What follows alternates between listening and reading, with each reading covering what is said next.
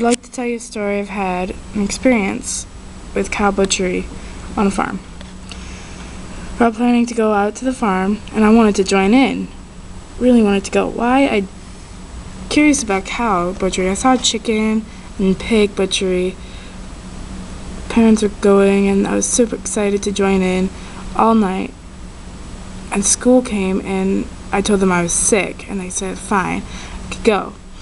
So we went out to the farm, and when we arrived, there was a hillock, and west of it there was a mundane, and a little north of the hillock there was my parents' farm, and a little southwest of that there was my uncle's building. We went over to the cow, which was tied to a fence post, and they were ready. Everybody was ready. The cow was ready, we were ready. They got over to the cow, 3 of them got over with the tractor. I'm ready and brought the rifle. Everybody ready? Yep, we're ready. I was curious to see how it would go. My uncle was a skilled shooter, and so he shot the cow right in the head, and the cow buckled down. I went over, and my uncle told me to get back. Why? He said if the cow kicked me, I would go flying. I was like, okay. The cow fell over. My uncle took a chain and chained its legs together. When we got that all ready, they brought the tractor over,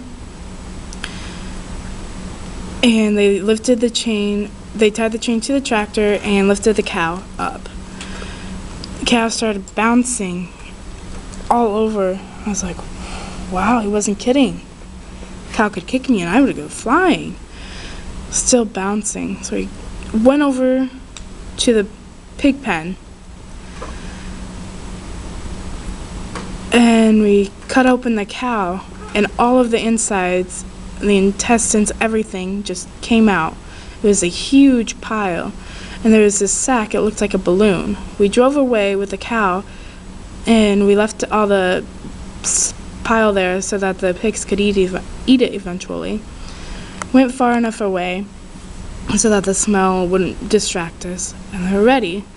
And on the cow there was the skin and the layers, and they started skinning the cow, removing the fur, and I wanted to help, and it was so cold, and you could feel the heat from the cow, and as they folded it over, I started looking back to the pile. I saw that balloon, and they were busy, parents were busy, and they were going ahead and skinning the cow. So I walked over, and I started looking at the pile, looking all over, and there's a huge balloon. I poked it, and it was hard like a rock, and it made me even more curious. And I remember them, and I look over, and they were busy, so I concentrate back on the pile. So curious, I wanted to know. So I go over to the fence post, and on the fence post there's a knife. I walk over and I pick up the knife. I come back, and they watch me, they see me, and they see what I'm about to do, and they tell me to stop. But it doesn't matter, because I was deaf and I couldn't hear. So I poked the sack, and everything went wrong.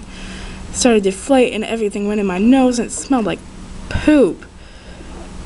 Went right into my nose, and I ran away, far away, but the smell it went everywhere. As the sack deflated, just kept going, and my uncle was getting sick as he was doing it, and so sorry. Uncle was saying, so dumb, you're dumb. The smell kept going everywhere, and it just lasted for hours. We walk away, and we could still smell it. It was a terrible, terrible smell. It was all over in my nose, and no matter how much I blew my nose, for hours I could still smell it. And then eventually it went away, and it didn't smell like terrible. I apologized again. I'm so sorry. They asked why I did it, and I said now that I wanted to know what was in I saw the sack, and I wanted to know what was inside. And he found out what was inside the sack now, and why the cow's stomach was so big. And as I look back at it, it's a funny experience now, and I learned my lesson.